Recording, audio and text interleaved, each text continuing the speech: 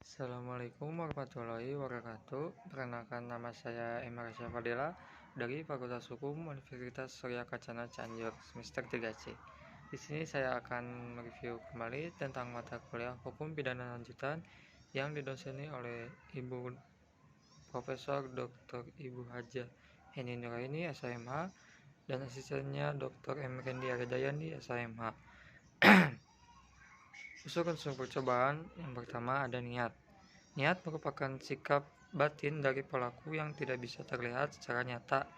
Niat dapat terlihat setelah ada permulaan pelaksanaan. Niat dalam hukum pidana harus niat jahat yang berbeda dengan kesengajaan.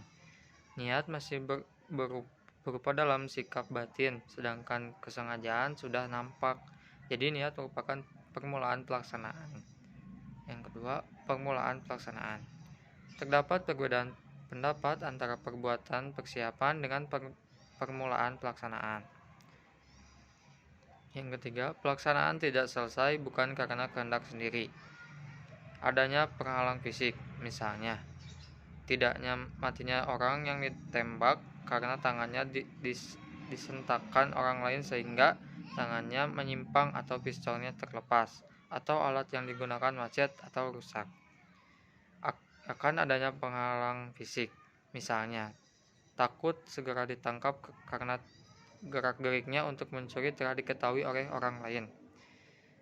Adanya penghalang yang disebabkan faktor atau keadaan khusus pada objek yang menjadi sasaran, misalnya daya tahan orang yang ditembak begitu kuat sehingga tidak mati, atau barang yang akan dicuri terlalu berat walaupun pencuri telah berusaha mengangkutnya sekuat tenaga. Yang keempat, tidak selesainya perbuatan karena kehendak sendiri.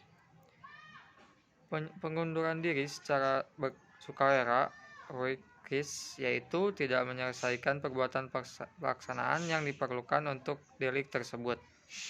Tindakan penyesalan atau totalitarian review, yaitu meskipun perbuatan pelaksanaan sudah diselesaikan tetapi dengan sukarela menghalau timbulnya akibat mutlak untuk delik tersebut. Contoh, orang yang memberikan racun pada minuman korban, tapi kemudian segera memberikan obat penawar racun sehingga tidak jadi meninggal. Alasan MVT mencantumkan unsur ketiga dalam pasal 53 KUHP adalah: yang pertama, untuk menjamin agar orang yang mengundurkan diri secara sukarela dalam melakukan kejahatan tidak dipidana. Yang kedua, pertimbangan utilitas atau kemanfaatan yang diharapkan dapat menjadi usaha pencegahan atau preventif. Dengan adanya jaminan tidak dipidana, maka orang yang telah mulai melakukan kejahatan diharapkan akan menggunakan perbuatannya.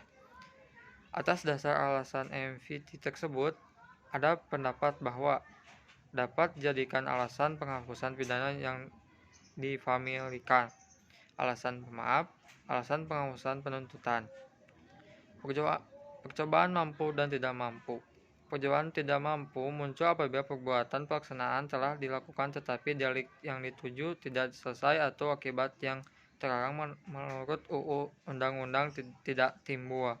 Tidak timbul akibat dilarang dapat disebabkan tidak mempunyai objek. Sekian dari saya, mohon maaf bila ada kekurangan. Assalamualaikum warahmatullahi wabarakatuh.